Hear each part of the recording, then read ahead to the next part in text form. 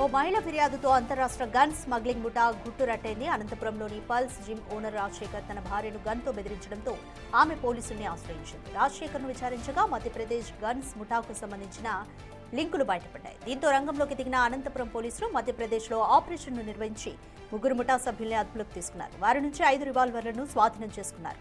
ఈ ముఠాకు సంబంధించిన వివరాలను ఎస్పీ జగదీష్ ఇవాళ వెల్లడించనున్నారు. కస్టడీ అనంతరం మరిన్ని కీలక నిజాలు వెలుగులోకి వచ్చే ఛాన్స్ ఉన్నాయి.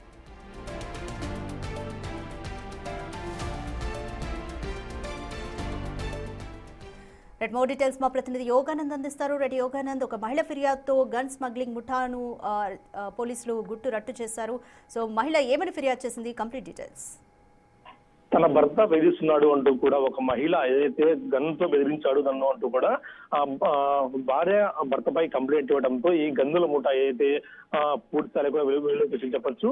అనంతపురం జిల్లాలోని ఒక జిమ్ నిర్వాహకుడు తన భార్యను లేదా జిమ్ లోకి వచ్చే వ్యక్తులను బెదిరించేందుకు, ఎవరైనా అడ్డం వస్తే వాళ్ళని బెదిరించేందుకు గన్ కావాలనుకున్నాడు. దానికోసము పంజాబ్ దగ్గరలోని ఒక గ్రామాన్ని ఎంచుకున్నాడు. అక్కడ వ్యక్తులతో పరిచయం ఏర్పరచుకొని వారి ద్వారా సుమారుగా గత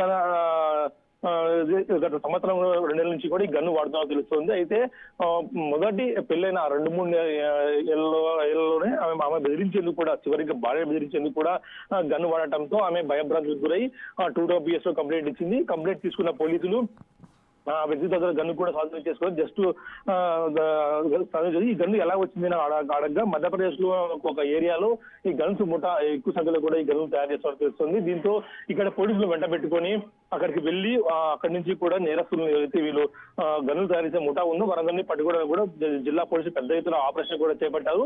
ఆపరేషన్ లో కూడా జిల్లా పోలీసులు కూడా అనేక ఇబ్బందులు ఎదుర్కోవాల్సి తెలుస్తుంది. వీరి ద్వారా కూడా సుమారుగా 2 వ్యక్తుల్ని, అదేవిధంగా 4 గనులు కూడా స్వాధీనం చేసుకున్నారు.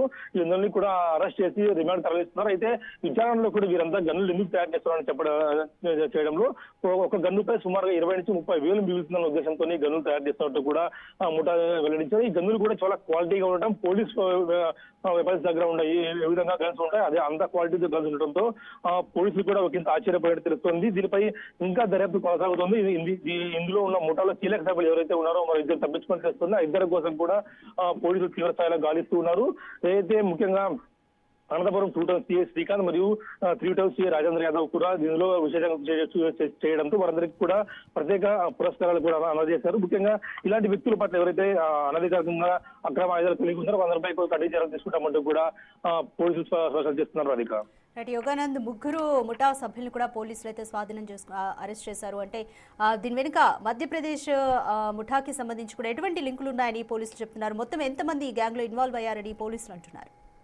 అంటే మొత్తం ఈ ఒక ఏరియా మొత్తం అంతా కూడా ఇది గన్నుల ముఠా తయారు చేసేందుకు కూడా పోలీసులు చెప్తున్నారు. ముఖ్యంగా ఇందులో రోహిత్ పర్మార్, శివం సింగ్ పరిహార్ అనే వ్యక్తులు ఇందులో ముఠాగా ఏర్పడి ఎవరికైతే గన్నులు అవసరం ఉంటుందో వారందరినీ కూడా కాంటాక్ట్ అయ్యేందుకు ఒక గ్రూప్ క్రియేట్ చేసుకొని ఎవరికి తెలియకుండా టెలిగ్రామ్ లేదా ఇతర యాప్ లో కూడా వీళ్ళు ఈ గన్స్ తయారు చేసి వాళ్ళకి అమ్మడం, 30 నుంచి 40 వేల రూపాయల గన్ను అమ్మడం. ఈ వ్యక్తులు మరొక రాష్ట్రాలకు తీసుకొచ్చి ఇంకా కింది స్థాయి వ్యక్తులు కూడా గన్నులు అందించే ముఠాగా ఏర్పడాల్సి తెలుస్తుంది. వీరందరినీ కూడా పోలీసులు పట్టుకున్నారు. పెద్ద ఎత్తున వీరి మధ్యప్రదేశ్ వెళ్ళినప్పుడు కూడా ఘర్షణ వాతావరణాన్ని జరిగిందని చెప్తున్నారు.